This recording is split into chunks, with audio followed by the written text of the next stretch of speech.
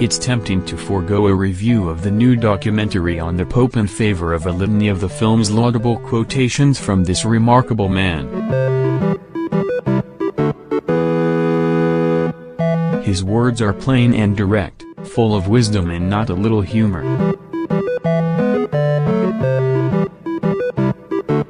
Pope Francis, a man of his words, won't convert any of Francis' die-hard opponents, who will deride the movie as uncritical, but it will offer consolation to many viewers, and challenges to most.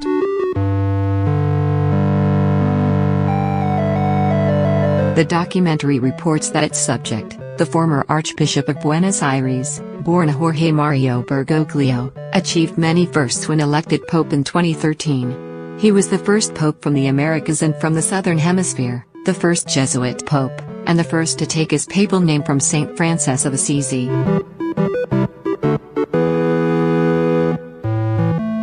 Saint Francis, the film points out, was a revolutionary of sorts, embracing poverty, finding holiness in nature and generally taking the gospel seriously.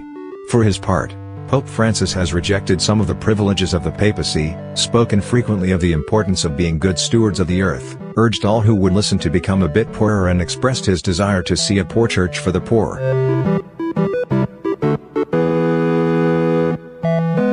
Such sentiments have earned the ire of political and religious conservatives, who contend that Francis' stands on income inequality and the environment are reminiscent of socialism. The Pope has repeatedly made strong statements on behalf of immigrants and refugees.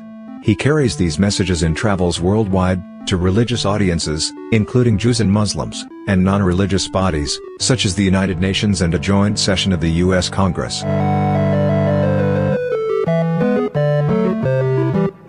Jesus tells us in the Gospels, Francis says, that no one can serve two masters, and that we can either serve God or serve money.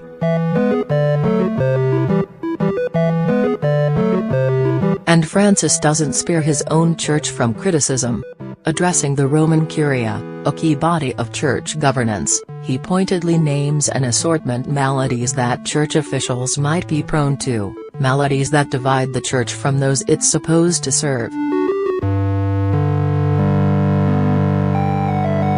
He urges the clergy, and all who might listen, to avoid a proselytizing attitude, and says priests should talk little, and listen a lot, and look directly into the eyes of those with whom they are speaking.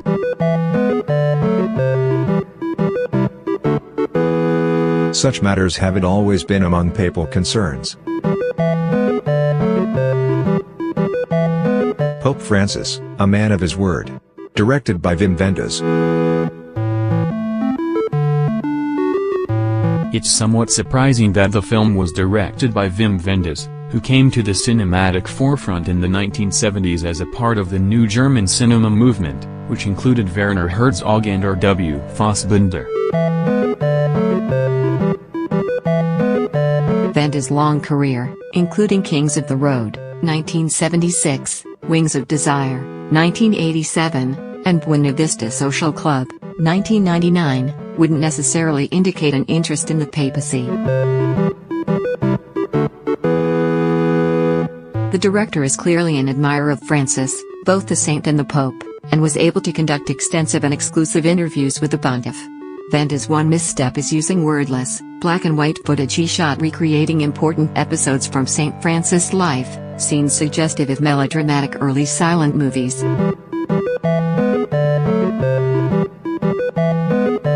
The footage has unfortunate, and probably unintended, overtones of religious kitsch. Early in the film, Francis tells a young visitor to the Vatican that he didn't seek to become pope, poking a bit of fun at anyone who might want the job. But after listening to the pontiff, and watching him visit refugee camps, wash the feet of prisoners and engage in many other humane and exemplary actions, we can't help agreeing with the assessment of an aged nun, an old acquaintance of his from Argentina. His life is a sermon.